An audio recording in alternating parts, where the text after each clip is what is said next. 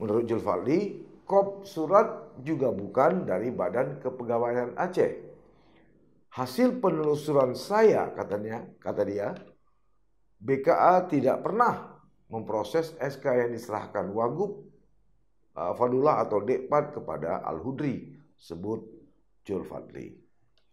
Hal lain yang rancu, sambung dia, SK PLT Sekda Aceh atas nama Diwarsah tidak dicabut jika penugasan Al-Hudri dianggap cacat prosedur, kata Ponman, maka pembatalan surat keputusan gubernur juga harus diputuskan melalui mekanisme peradilan atau hakim tata usaha negara, atau dibatalkan sendiri oleh Gubernur Aceh yang memiliki kewenangan secara hukum.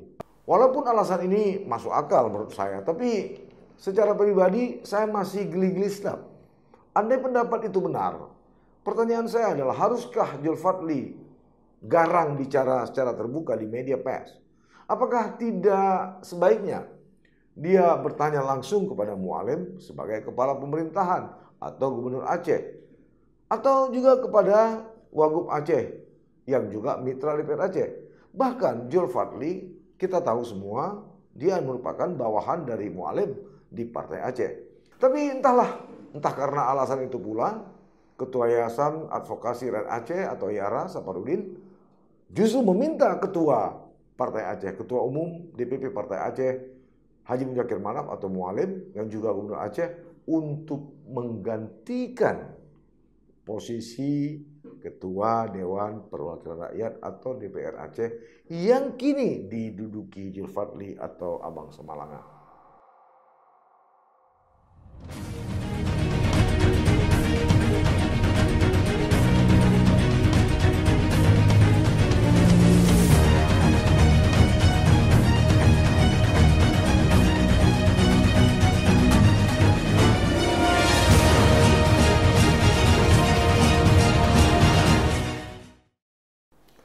Assalamualaikum warahmatullahi wabarakatuh.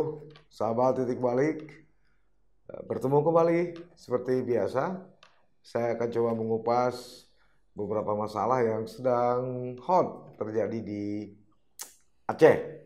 Nah, untuk pembahasan kali ini masih seputar persoalan yang masih menjadi viral di Aceh, yaitu terkait dengan SK pengangkatan Al-Hudri sebagai PLT Sekda Aceh yang mendapat komentar oleh Ketua DPR Aceh Zulfadli atau akrab disapa Abang Samalanga.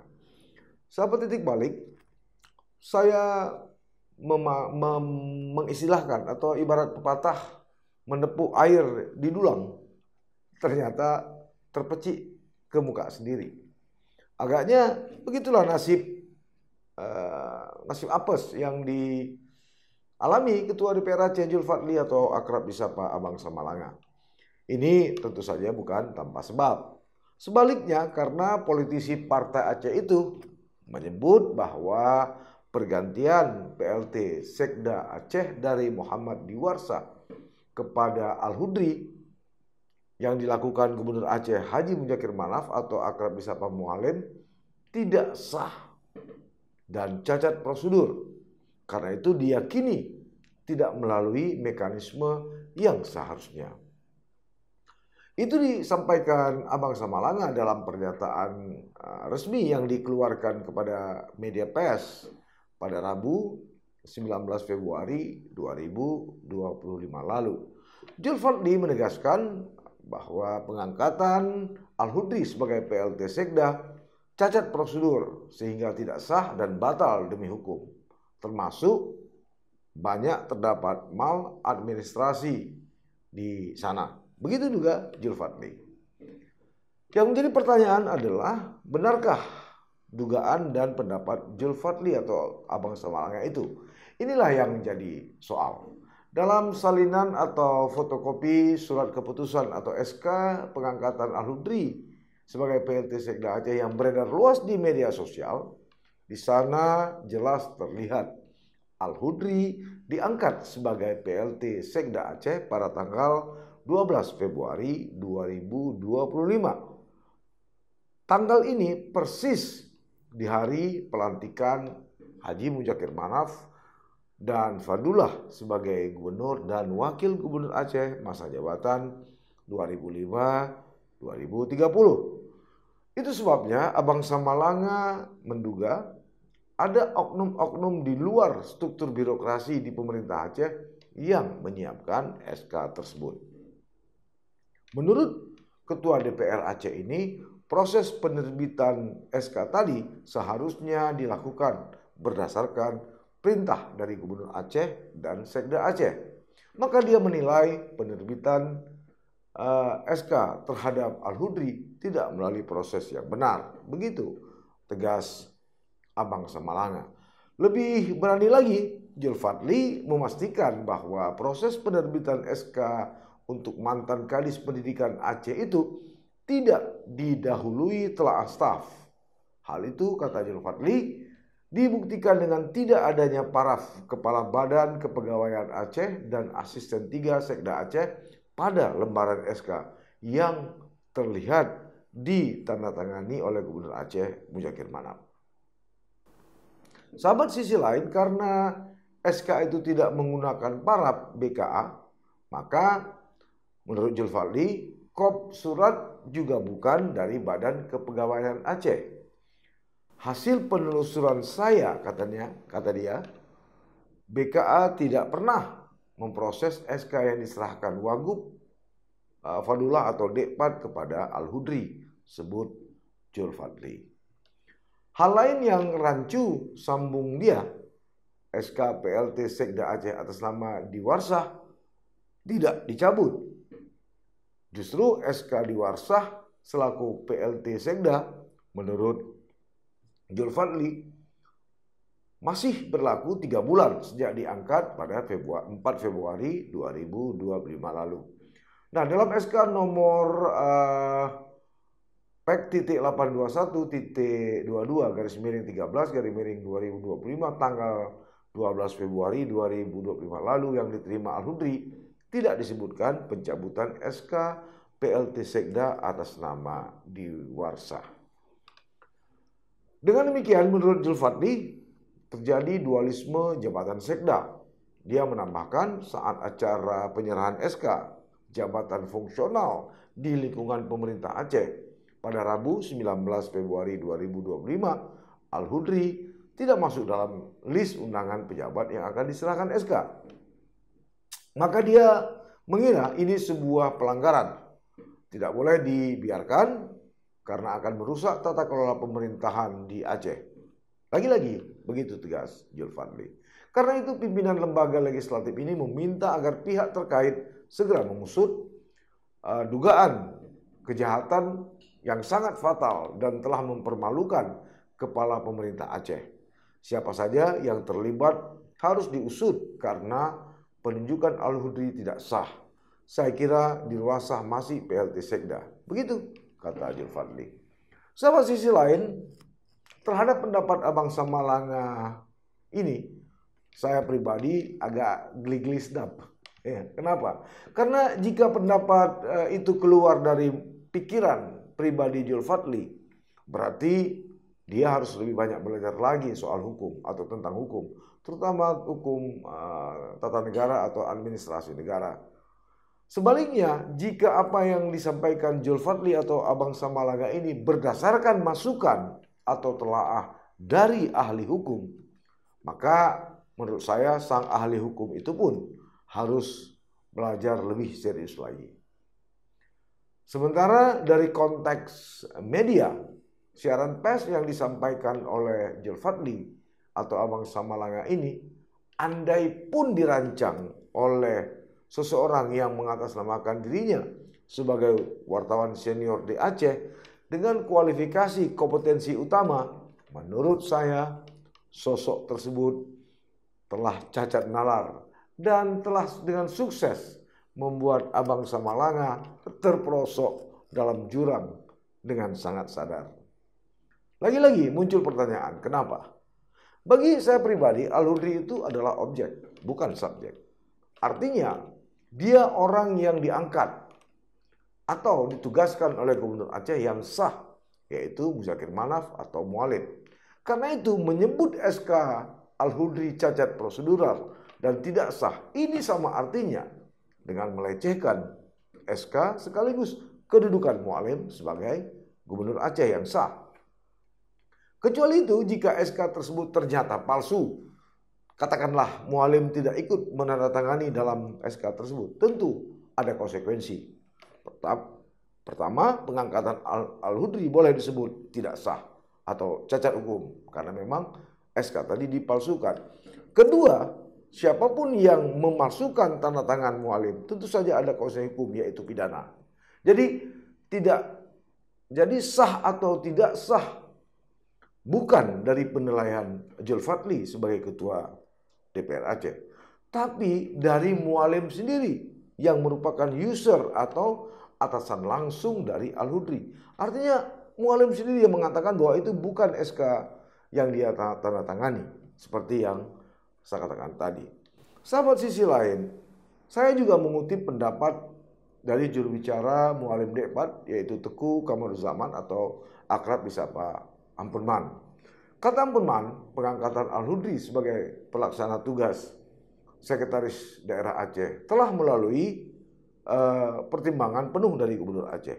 Jadi jawaban Ampunman ini sekaligus representasi dari Mualim, karena Mualim sendiri sampai hari ini belum memberi klarifikasi apakah ini surat benar atau tidak. Tapi dari penjelasan Ampunman kita sudah tahu, sudah bisa menangkap.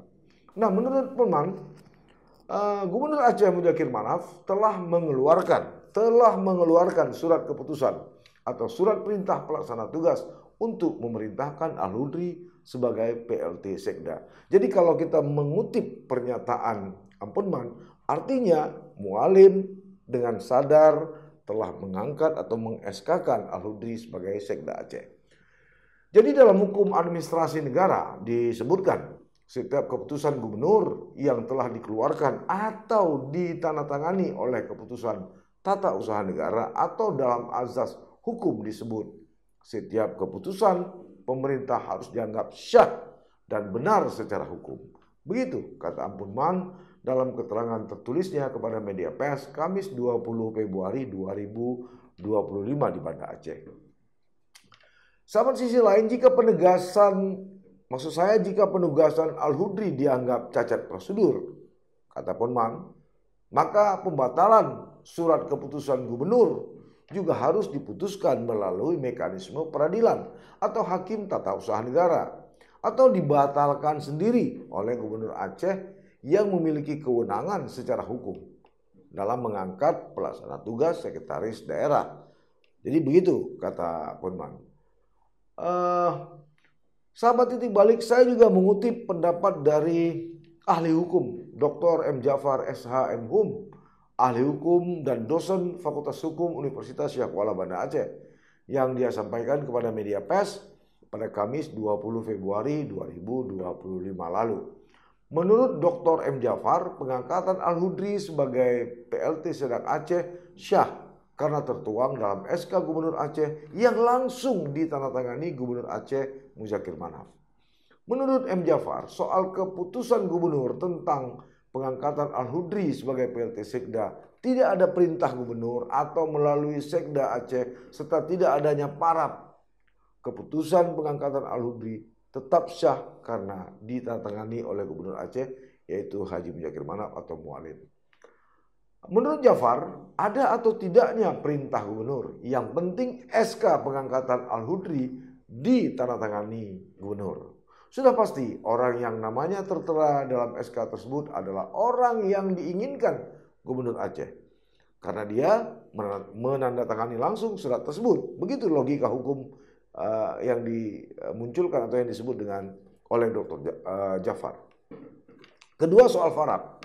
Dr. M. Jafar menyebut itu merupakan kepentingan internal organisasi pemerintahan, menunjukkan bahwa yang memberikan paraf itu sudah mempelajari dan mengoreksi format dalam surat tersebut.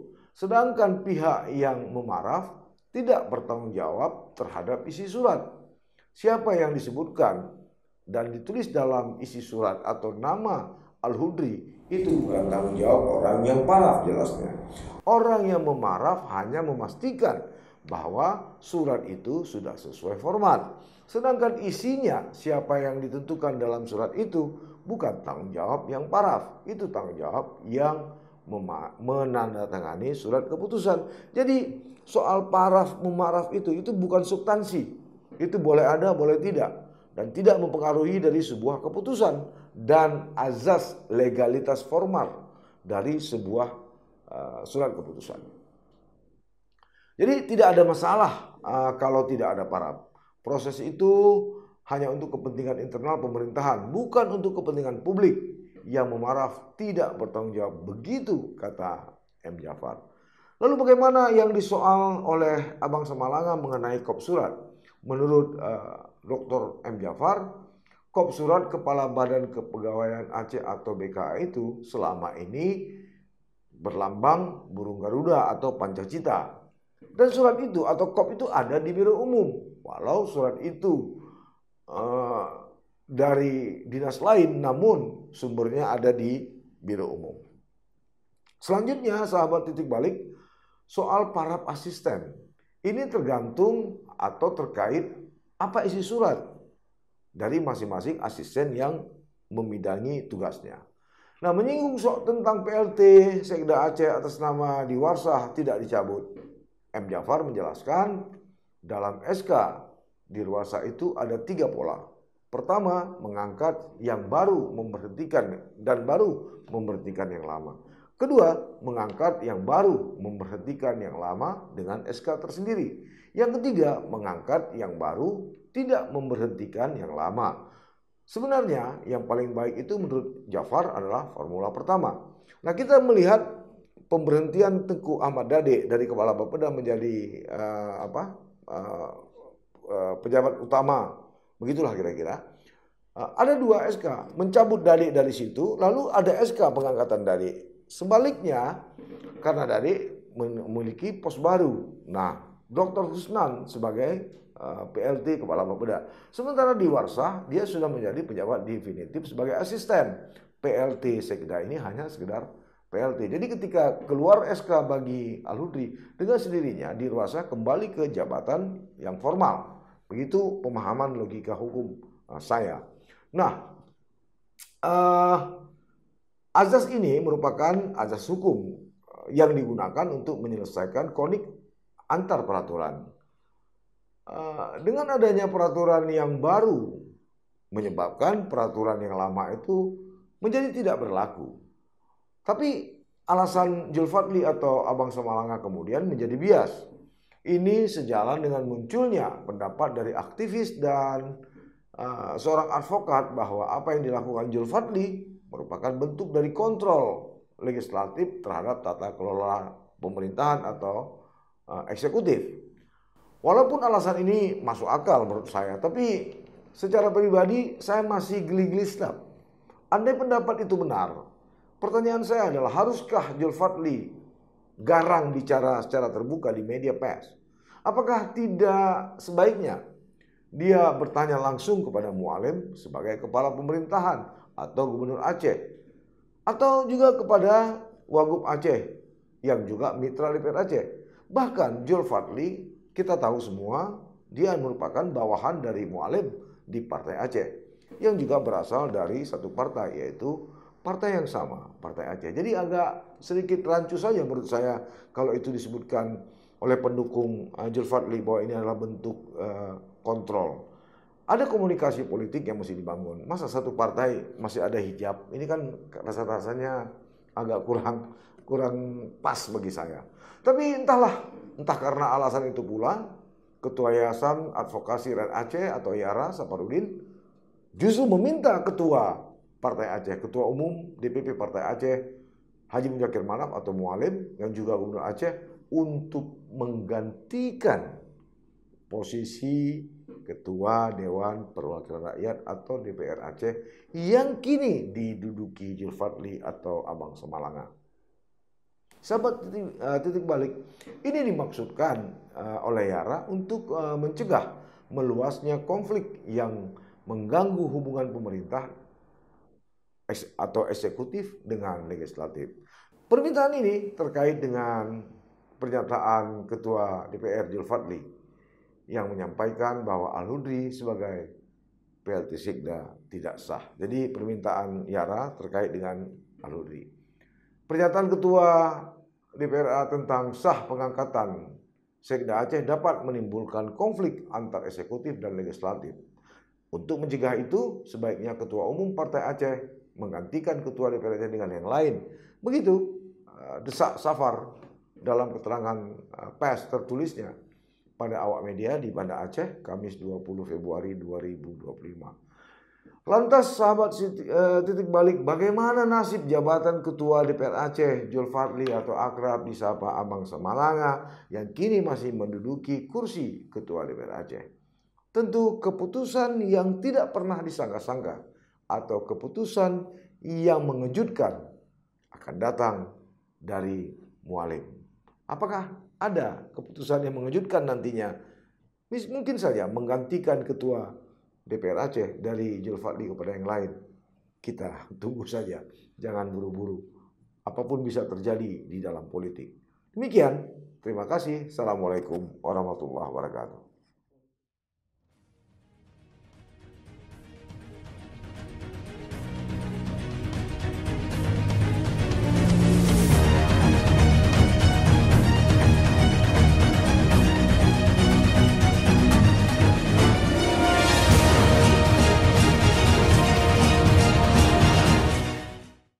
Jangan lupa like, komen, dan subscribe.